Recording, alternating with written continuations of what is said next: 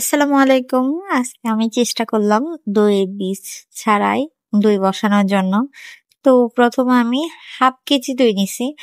আমি এর আগে একবার করছিলাম, হইছিল কিন্তু এবার আরেকবার ট্রাই করলাম।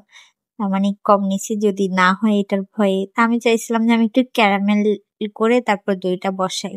তাই আমি একটা চুলায় প্যানের মধ্যে ক্যারামেল করে ওখানে দুধ দিয়ে জাল করে নিছি। ভালো করে ফুটে একটু ঘন করে তারপর আমি বসাবো। তো আমি এটা ঘন হওয়ার জন্য অপেক্ষা করতেছিলাম। ঘন হওয়ার পরে আমি হচ্ছে মাটির পাত্রগুলো কিনছিলাম দই বসানোর জন্য, তো এগুলোর মধ্যে দিয়ে দিলাম।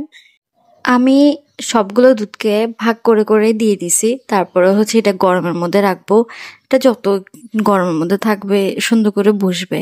এর আগের বারে আমি এভাবেই করছিলাম, হয়েছিল। তাই আরেকবার সাহস করলাম, বীজ ছাড়া তো সচরাচর দই হয় না। তো আমি একদিন অপেক্ষা করব, একদিন হচ্ছে আমি যত গরমের মধ্যে রাখা যায় এগুলা রেখে তারপর হচ্ছে যে আমি দেখাবো আপনাদেরকে। এটা হচ্ছে আমার দইয়ের ফাইনাল লুক। আমি যদি দইয়ের বীজ দিয়ে চেষ্টা করতাম মনে হয় আরো ভালো হইতো। তো আমি পরবর্তীতে আবার ট্রাই করব দইয়ের বীজ দিয়ে। যতটুকু হয়েছে আলহামদুলিল্লাহ। এটাই ছিল আপনাদের সাথে ছোট করে একটু শেয়ার করা। এই পর্যন্ত ভিডিওটা। আল্লাহ হাফেজ।